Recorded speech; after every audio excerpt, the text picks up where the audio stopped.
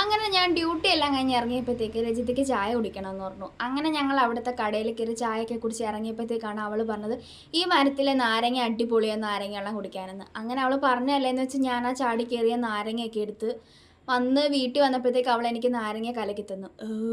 കൊള്ളത്തേയില്ലായിരുന്നു എൻ്റെ പൊന്നളിയാ. അവൾക്കും ഇഷ്ടപ്പെട്ടില്ല, എനിക്കും ഇഷ്ടപ്പെട്ടില്ല. പിന്നെ ഞങ്ങൾ കുടിച്ച് അതെല്ലാം കഴിഞ്ഞ് ആലിയ വന്നപ്പോഴത്തേക്ക് എനിക്കൊരു കുറുക്കുറ കൊണ്ട് തന്നു. ഞാൻ കുളിയെല്ലാം കഴിഞ്ഞ് കുറുക്കുറൊക്കെ തിന്ന് കുറച്ച് നേരം എല്ലാ ദിവസവും കുറച്ച് നേരം ഈ സ്റ്റെപ്പിൻ്റെ അവിടെ ഇരുന്നുകൊണ്ട് കുറച്ച് പാട്ട് പാടും, എല്ലാവരും ഒന്ന് ശല്യപ്പെടുത്താൻ വേണ്ടി. അങ്ങനെ പാട്ടൊക്കെ പാടി രജിതയായിട്ട് കുറേ നേരം കുറേ കഥയൊക്കെ പറഞ്ഞു, അന്നത്തെ ദിവസം വിശേഷങ്ങളൊക്കെ പറഞ്ഞു.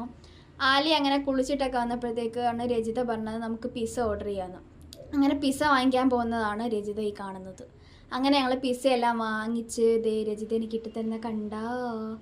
അടിപൊളി പിസ്സയായിരുന്നു കേട്ടോ. നമുക്ക് 3 എണ്ണം കിട്ടി, പക്ഷേ എങ്കിലും ഒരു രക്ഷയില്ലായിരുന്നു, നല്ല ടേസ്റ്റായിരുന്നു. പിസ്സ എല്ലാം വാങ്ങി ആ കഴിച്ചതിൻ്റെയാണ് ആ താഴെ കിടക്കുന്നത് മൊത്തം. പിന്നെ പാവ അവളാണ് അതെല്ലാം തൂത്തത്. അത് കഴിഞ്ഞ് നമ്മൾ ഹോസ്റ്റലിൽ എല്ലാവരും കൂടെ കത്തി വെച്ച് നൈറ്റ്